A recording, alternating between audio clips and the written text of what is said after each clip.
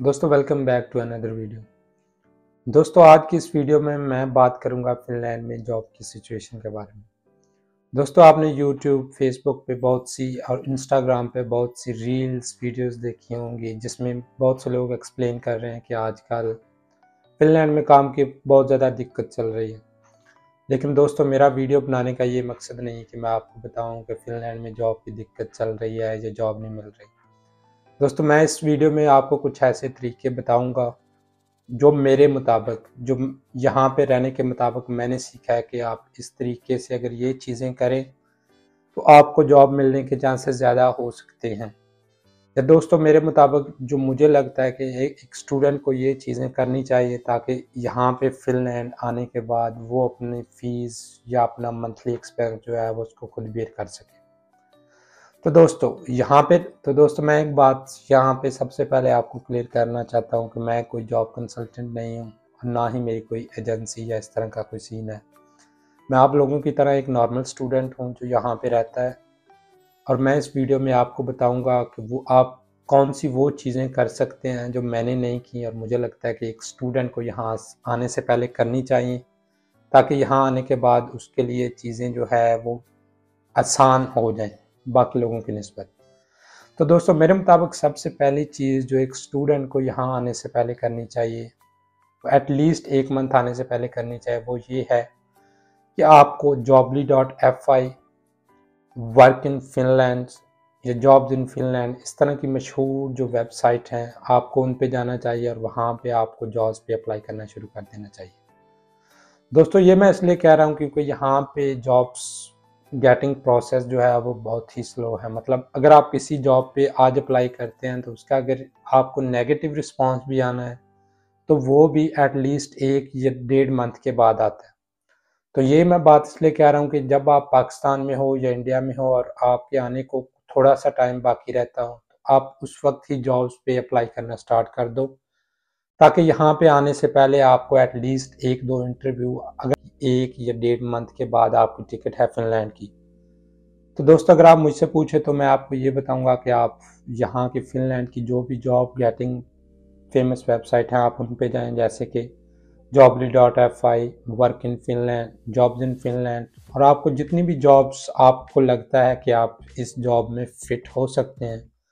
आपको उन जॉब्स पे अप्लाई करना शुरू कर देना चाहिए यहाँ पे आने से पहले। दोस्तों ये मैं इसलिए कह रहा हूँ कि यहाँ पे जॉब गेटिंग प्रोसेस जो है वो बहुत ही स्लो है as compare to other countries. अगर आप किसी जॉब पे अप्लाई करते हैं और आपको अगर एक नेगेटिव रिस्पांस भी आना है तो उसके लिए भी एटलीस्ट 1 या 1.5 मंथ जो है वो आपको लग जाएगा, उसके बाद रिस्पांस आएगा आपको। तो ये बात मैं इसलिए कह रहा हूँ कि आप जब पाकिस्तान या इंडिया से अप्लाई करना शुरू कर देंगे तो आप उन लोगों से ऑलरेडी 1 मंथ आगे चल रहे होंगे जो यहाँ पे आने के बाद अप्लाई कर रहे होते हैं। यहाँ पे फिनलैंड में आप जब किसी भी जॉब पे अप्लाई करते हैं तो आपकी सीवी को रिव्यू किया जाता है। आपकी एप्लीकेशन को प्रॉपर्ली रिव्यू करने के बाद आपको इंटरव्यू की कॉल दी जाती है कि आप फलां दिन आ सकते हैं या नहीं आ सकते। दोस्तों अगर आप पाकिस्तान, इंडिया में या किसी भी जगह पे हो और आप लकीली एक जॉब गेट कर लेते हैं तो आप इंटरव्यूअर से बात कर सकते हैं कि यार मैं फलां दिन को अवेलेबल हूँ, इसलिए फलां दिन जो है हम आप इंटरव्यू को एक्सटेंड कर सकते हैं। तो दोस्तों दूसरी चीज़ जो मेरे मुताबिक एक स्टूडेंट को यहाँ आने से पहले करनी चाहिए वो ये है कि वोट या फुडूरा की आईडी आप जब पाकिस्तान में हो तब भी अप्लाई कर दो, क्योंकि दोस्तों यहाँ पे आजकल जो है वो मिनिमम टाइम एक वोट की आईडी मिलने में एटलीस्ट 6 से 7 मंथ लगते हैं आपको एटलीस्ट। मेरी कल ही एक दोस्त से बात हो रही थी और वो मेरे को बता रहा था कि सिर्फ हेलसिंकी के रीजन में 7,000 एप्लीकेशन पेंडिंग पड़ी हुई हैं वोल्ट पार्टनर्स की। तो दोस्तों आप इमेजिन कर सकते हो कि कितना क्राउडेड चल रहा है वोल्ट इस वक्त। तो दोस्तों ये मैं इसलिए कह रहा हूँ कि आप जब पाकिस्तान में हो या इंडिया में हो या बांग्लादेश में किसी भी जगह पे हो, यहाँ पे आने से पहले आपको वोल्ट या फुडूरा की आईडी इसलिए अप्लाई करनी चाहिए क्योंकि 6 या 7 मंथ तो ऑलरेडी लगेंगे। लेकिन अगर आप 3 या 4 महीने यहाँ आने से पहले अप्लाई कर दोगे तो दोस्तों यहाँ पे आने के 1-2 महीने के बाद आपकी वोल्ट की आईडी आ जाएगी और आप आराम सुकून से, आपको किसी की मिन्नतें तरले नहीं करने पड़ेंगे और ना ही आपको एक्स्ट्रा पैसे पे करने पड़ेंगे कि आप किसी की सब्स्टिट्यूट आईडी लेके काम कर रहे हैं। तो दोस्तों तीसरी चीज़ जो मेरे मुताबिक यहाँ पे फिनलैंड आने के बाद आपको करनी चाहिए वो ये है कि आपको अपनी कम्युनिटीज़ के लोगों में ज़्यादा उठना बैठना चाहिए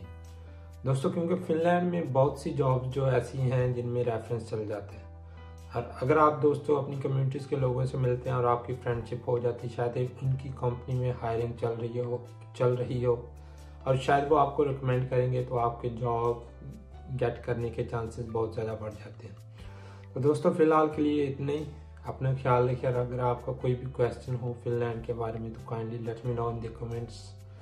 I will try to answer your all questions as soon as possible. Thank you so much for watching.